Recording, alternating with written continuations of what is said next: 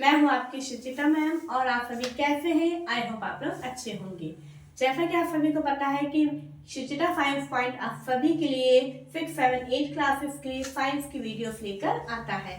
और आप क्लास 8 का, जैसा कि आप सभी को पता है कि हमारा चैप्टर नंबर 8 जिसका नाम है फोर्स एंड प्रेशर, ये हम पढ़ रहे थे। ठीक है, फोर्स एंड प्रेशर जो हमारा चैप्टर था उसका आज ये लास्ट वीडियो है। और अगर आज आप इस चैनल को पहली बार देख रहे हैं तो प्लीज मैं आपसे रिक्वेस्ट करूंगी कि इस चैनल को ज्यादा से ज्यादा शेयर करिए एंड सब्सक्राइब जरूर से कीजिए, क्योंकि सब्सक्राइब करेंगे तभी आने वाले नोटिफिकेशन आपको मिल पाएंगे। ठीक है बच्चों, तो इसी के साथ बिना टाइम वेस्ट करे हम अपना वीडियो स्टार्ट करते हैं।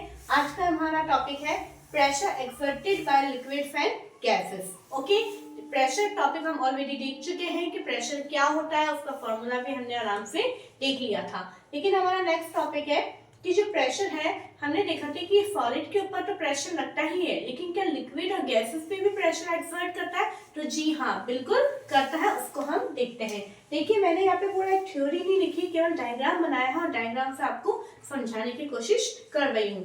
जैसा कि आप देख पा रहे हैं कि यहाँ पे कंटेनर है जिसके अंदर मैंने एक वाटर लिया है। ठीक है, और यहाँ पे मैंने कुछ दूरी पे अपन ने क्या बना दिए, होल्स बना दिए। अब आप देख रहे हैं कि होल्स में से पानी जो है पूरा इस तरह से नीचे गिर रहा है। क्यों गिर रहा है?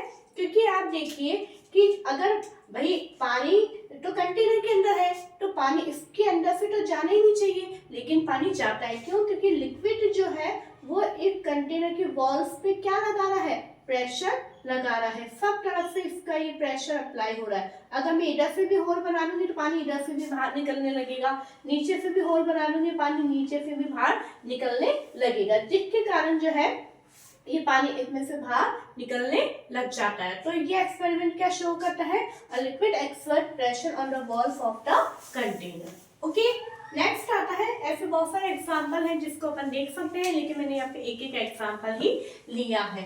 नेक्स्ट आता है कि इन गैसेस, क्या गैसेस भी प्रेशर एक्सर्ट करती है? बिल्कुल करती है। कैसे?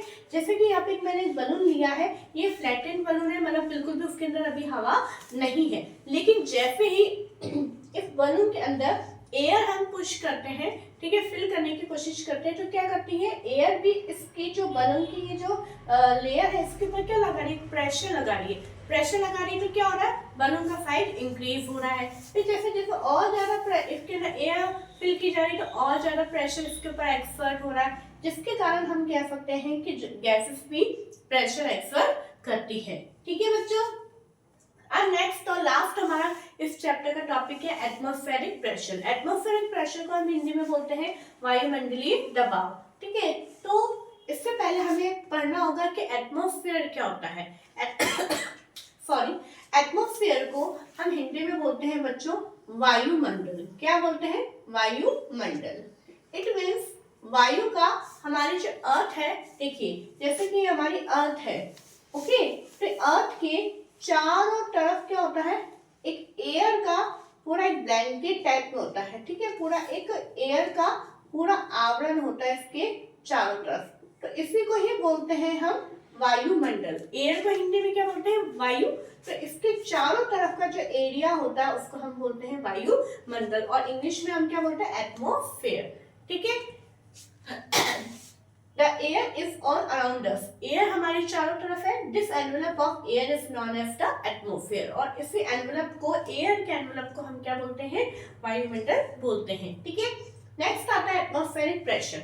Atmospheric pressure it means atmosphere के द्वारा लगने वाला pressure.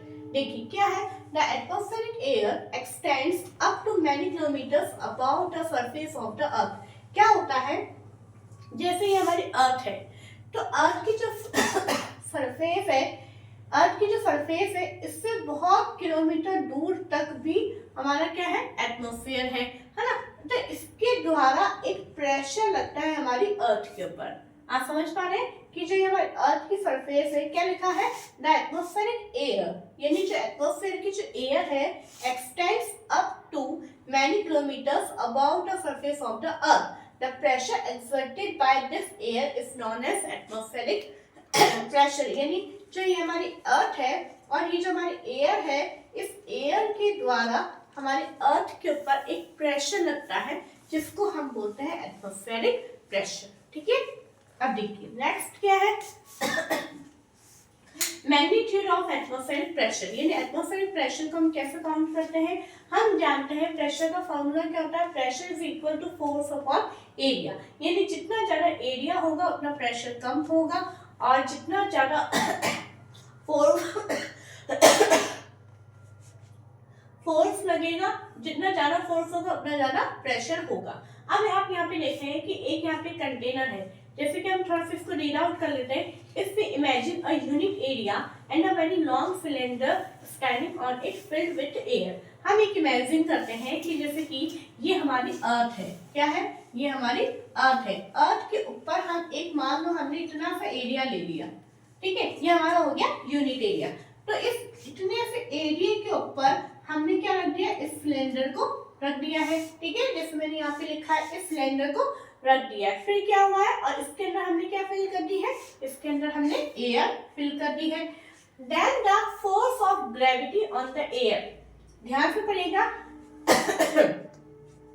Then the force of gravity on the air in this cylinder is the atmospheric pressure. अब आपको ये पता है कि कोई भी चीज, जैसे कि फॉर एग्जांपल अगर हम बॉल को ऊपर उछालते हैं तो बॉल नीचे ही क्यों आती है, क्योंकि हमारे अर्थ के द्वारा क्या लग रहा है, एक ग्रेविटेशनल फोर्स लग रहा है, ठीक है, क्या लग रहा है, ग्रेविटेशनल फोर्स उसके ऊपर लग रहा है। तो इसी तरह से यहाँ पे क्या होगा, यहाँ पे क्या होगा कि जो ये अर्थ के ऊपर रखा है, तो अर्थ भी इस सिलेंडर के ऊपर एक फोर्स अप्लाई कर रही है, ठीक है। तो जो फोर्स इसके ऊपर अप्लाई कर रही है, मेरी बात सुनिएगा जरा ध्यान से, क्या लिखा है, then the force of gravity on the air in this cylinder is the atmospheric pressure, यानी इस सिलेंडर के अंदर जितनी एयर फिल है उतना जो एयर फिल है ना, यानी इस सिलेंडर का जितना वेट है उतना ही उसका ग्रेविटेशनल फोर्स लगेगा अर्थ का।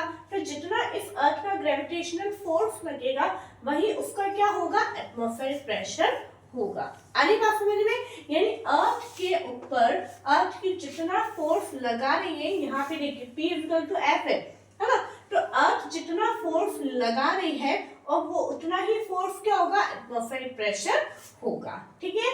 नेक्स्ट पॉइंट क्या है, the pressure inside our bodies is also equal to the atmospheric pressure, यानी हमारी बॉडी के अंदर का जो प्रेशर है वो किसके बराबर है, एटमॉस्फेरिक प्रेशर के बराबर होता है। And balance the pressure from outside, और जो बाहर का प्रेशर है उससे हमारी बॉडी का प्रेशर बिल्कुल बैलेंस होता है, ठीक है। तो यहाँ पे आपको एक चीज समझनी होगी कि जो फोर्स ऑफ ग्रेविटी है वो किसके बराबर है, हमारा एटमॉस्फेरिक प्रेशर के बराबर है यहाँ पे, ठीक है। Force is equal to pressure, okay. तो आपको तो आपको आई होप ये टॉपिक समझ में आया होगा। छोटा सा टॉपिक बच गया था जो कि आज हमने कंप्लीट कर लिया है, और इसी के साथ हम नेक्स्ट चैप्टर्स भी देखेंगे। लेकिन मैं ये कहना चाहूंगी कि अगर आपको इससे पहले के चैप्टर्स देखने हैं तो प्लीज आप प्लेलिस्ट में जाइए, वहां पे आपको उनके एक एक पार्ट वाइज चैप्टर की वीडियोस देखने को मिल जाएंगी, ठीक है। और अगर ये वीडियो अच्छी लगी हो तो प्लीज लाइक करें, शेयर करें, सब्सक्राइब करें। Thank you.